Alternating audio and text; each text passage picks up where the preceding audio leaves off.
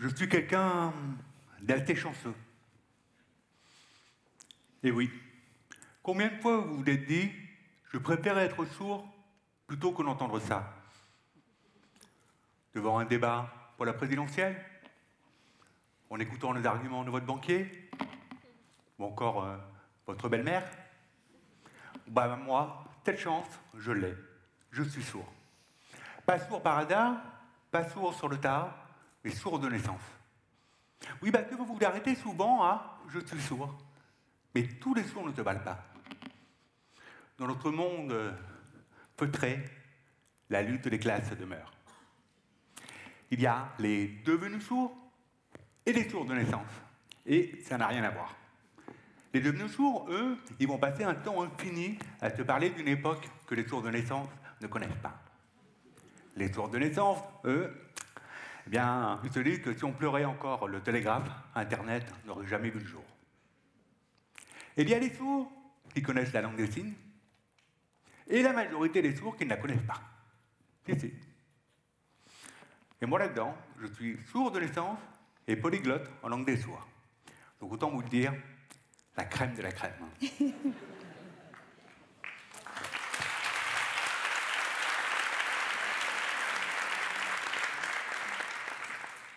Bon là, vous vous dites, ça va, il a trouvé une intro, c'est facile, mais en même temps, il a dû en baver pour en arriver là.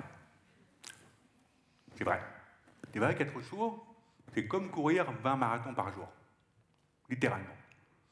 Prenez par exemple les déjeuners des lauréats du réseau Entreprendre. On est assis autour d'une table, en rectangle, donc en intro de chaque réunion, Thomas, Cyril ou Marie rappellent où je suis assis pour que celui qui parle me regarde.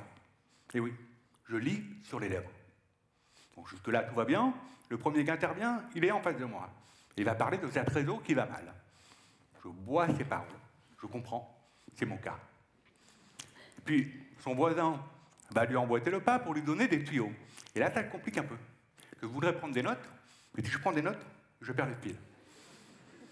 Donc, je vais essayer de mémoriser au mieux. Et ensuite, c'est ma voisine qui prend la parole. Donc là, ça devient franchement compliqué parce que je dois faire un tour à 90 degrés et quasiment en interface. Donc forcément, je lui fais un peu peur. Mais ensuite, au bout de la rangée, la mienne, Armel va choisir de raconter son expérience. Donc là, c'est foutu, je ne vois rien. À moins de m'allonger complètement sur la table, c'est mort. Et en plus, je suis complètement en sueur. C'est donc à ce moment-là que je vais décider que tant pis, je vais reprendre les échanges un peu plus tard, je vais pouvoir enlever ma veste, aérer un peu la chemise et boire un verre, et noter tout ce dont je me souviens encore. Et je vais lire mes mails pendant que personne ne regarde, et c'est à ce moment-là que je reçois le mail d'un client qui me dit qu'à la réunion de cet après-midi, nous serons 12. Et il n'est que 2h30, donc la journée va être longue. Mais j'en veux à personne. C'est comme ça. Imaginez-vous dans la même situation. Vous êtes avec une amie bilingue en russe. Et elle rejoint des amis russes au restaurant. Au début, tout le monde fait un effort. Vous parle un peu en français. Votre ami vous traduit quelques blagues. Et puis, d'un seul coup, la conversation s'emballe. Et là, ça prenait bien trop de temps de tout vous traduire. Et on vous oublie. C'est normal, je ferai pareil. Donc oui, être sourd, c'est physique. C'est sans doute pour ça qu'après une grosse expérience associative, après 8 ans d'assistant parlementaire, quelques années chez SFR, un dernier tour en cabinet ministériel, j'en ai eu marre de subir des réunions que je n'avais pas choisies. J'ai donc décidé que pour les prochaines réunions, c'est moi qui parlerai. J'ai donc décidé de monter ma boîte.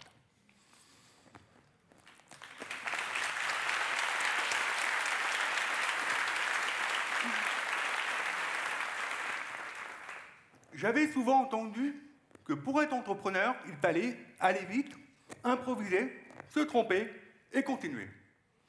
Autant vous dire que pour quelqu'un qui lit sur les lèvres toute la journée, c'est quasiment une seconde nature. Parce que vous pensez peut-être que lire sur les lèvres pour un sourd, c'est un peu comme chanter pour un rossignol, mais pas du tout. Lire sur les lèvres, c'est photographier chaque microseconde. Lire sur les lèvres, c'est deviner le mot qu'on vient de rater. Lire sur les lèvres, c'est anticiper sur le moment où votre interlocuteur va arrêter de parler. Lire sur les lèvres, c'est improviser une réponse à une question que vous n'avez toujours pas comprise après 3 fois qu'on vous la répète. Donc oui, les sourds, de naissance, sont les entrepreneurs nés. Enfin, presque. Si on exclut les problèmes de financement, de trésorerie, de fournisseurs, de clients, de management, enfin, vous voyez ce que je veux dire, mais ça, c'est notre histoire. Donc oui, j'ai voulu sauter le pas de militant politique à entrepreneur, et je n'avais pas imaginé le plaisir que je prendrais à être du côté des solutions. Ne plus être celui qui dresse les constats mortifiants, mais celui qui élimine les problèmes. Avant, j'étais le Jérémie des Jérémiades, mais ça, c'était avant. Aujourd'hui, j'élimine les problèmes. Alors, bien sûr, je ne peux pas tout.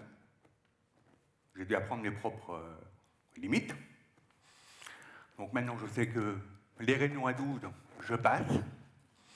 Les comptes rendus en direct, je passe. Et ceux qui parlent de la bouche pleine, je passe. Pour conclure, j'aime ma boîte, Addict-Even. Je ne suis pas encore en mesure de vous raconter le gros succès, mais plutôt la suite d'une longue histoire de 40 ans, faite de rencontres et d'aventures, que ma surdité, entre autres, a rendu possible. Donc croyez-moi, pour rien au monde, je n'y renoncerai. Alors, évidemment, les sourds gèrent différemment. Je ne suis pas là pour donner des leçons. C'est un peu comme vous, quand vous avez monté votre boîte, avec vos propres atouts et vos propres handicaps. On en est au même point. Mais,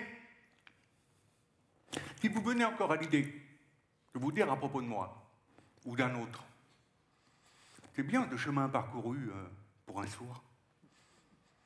Dites-vous bien qu'à ce moment-là, probablement, je vous écouterai déjà plus. Merci.